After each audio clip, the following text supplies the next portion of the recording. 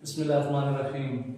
अब हम एक्सरसाइज 13.1 का क्वेश्चन नंबर 1 करेंगे। वो कहता है कि अरशद एक डाइस फेंकता है जिसके अतराफ में L M N O P U दर्ज हैं। हरूफ सही का इस्तेमाल क्या है? देखिए, इसके मुताबिक मैंने आपको इंट्रोडक्शन के अंदर बताया था कि डाइस क्या होता है। तो हमने डाइस के बारे में पढ़ा था कि डाइस के अतराफ में नुकात लगे होते हैं, लेकिन अब वो बता रहा है नुकात नहीं लगे हुए, बल्कि डाइस के इर्द गिर्द लिखा हुआ है L M N O P U. क्योंकि डाइस की 6 साइड होती है ना, हर साइड के ऊपर एक लफ्ज लिखा हुआ है, एक लेटर लिखा हुआ है। एक तरफ एल लिखा हुआ है, दूसरी तरफ एम एन ओ पी और यू। वो कहता है कि हुरूफ सही का इस्तेमाल क्या है। हमने हुरूफ सही के बारे में जानना है। सबसे पहले तो आपको यह पता होना चाहिए कि हुरूफ सही क्या होते हैं। देखिए, हुरूफ की 2 टाइप्स हैं, एक होते हैं हुरूफ सही और दूसरे होते हैं हुरूफ इल्लत।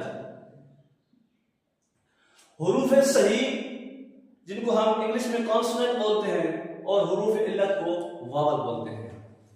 जो वावल हरूफ है वो है 5 और जो कॉन्सोनेंट है या सही है वो है 21। तो टोटल हो गए 26, यानी टोटल हरूफ होते हैं 26, जिनमें से 5 होते हैं इल्लत यानी कॉन्सोनेंट वावल और 21 होते हैं सही यानी कि कॉन्सोनेंट। उसने कहा कि हुरूफ सही का इस्तेमाल बताएं। डाइस के ऊपर जो लिखी हुई है, अब डाइस के ऊपर कौन कौन सी लिखी हुई है? एल लिखा हुआ है, एम लिखा हुआ है, एन ओ पी और यू, ये 6 लिखी हुई है।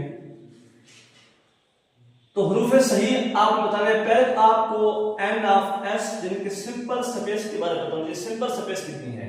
ये टोटल कितने हैं? 1 2 3 4 5 और 6 है ना, तो सिंपल स्पेस 6 हो गए। ठीक हो गया।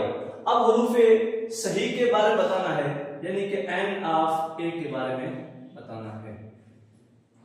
देखें, हुरूफ सही कौन कौन से हैं? 1 2 3 और 4 है। देखिए, ये जो ओ और यू है ना, ये हुरूफ इल्लत है, इनको हम काउंट नहीं करेंगे, इनके अलावा हम काउंट करेंगे। फार्मूला लिखेंगे जी, N of P is equal to N of A over N of S. N of P is equal to, अब एन ऑफ ए कितना है? 4 है,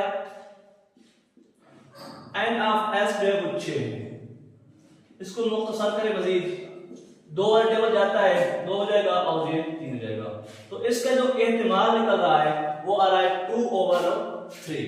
ये आपके पास इसका आंसर है क्वेश्चन नंबर 1 का।